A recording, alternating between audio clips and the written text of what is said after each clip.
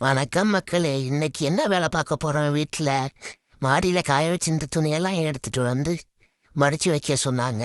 சரின்னு ஒரு டப்பா எடுத்துட்டு போய் அதில் எல்லா துணியும் அள்ளி போட்டு மாடியிலேருந்து குடுகுடுன்னு இறங்கி கீழே வந்து ஆளில் துணியெல்லாம் போட்டு மடிக்க ஆரம்பிச்சாச்சு.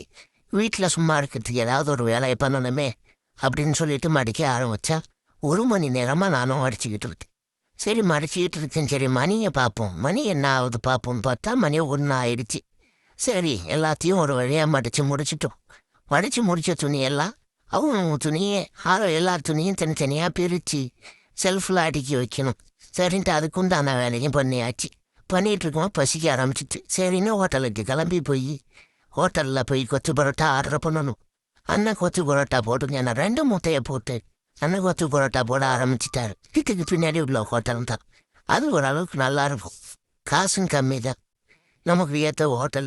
நல்லா ட்ரையாக போடாமல் கொஞ்சம் தண்ணியாக போடுங்க அப்படின்னு சொல்லி சால்னா எக்ஸ்ட்ரா ஊற்ற சொன்னேன். எக்ஸ்ட்ரா சால்னா அண்ணன் ஊற்றி கொடுத்தாரு. அப்படியே வாழை இலை பரோட்டா மேலேயும் ஒரு ஆசை வந்துச்சு. சரி வாழை இலை பரோட்டாவும் அதையும் வாங்கிட்டு வீட்டுக்கு வந்துட்டோம். வீட்டுக்கு வந்து பார்சலாக வச்சு தட்டெல்லாம் வச்சுக்கிட்டு உட்காந்து சாப்பிட ஆரம்பித்தா ஒரு ஆள் என்ன பண்ணாங்க, இந்த பரோட்டாலாம் கொஞ்சோண்டு நான் சாப்பிட்டு பார்த்துட்டு டேஸ்ட் பண்ணி பார்த்துட்டு தான் அப்புறம் சாப்பிடுவேன் அப்படின்னு சொல்லிட்டு கொஞ்சோண்டு எடுத்து வாயில் டேஸ்ட் பண்ணி பார்த்தாங்க. எல்லாமே நல்லா இருந்தது. வாழை இலை பரோட்டா, கொத்து பரோட்டா தயாராக உள்ளது. சாப்பிட்டு விட்டோம்.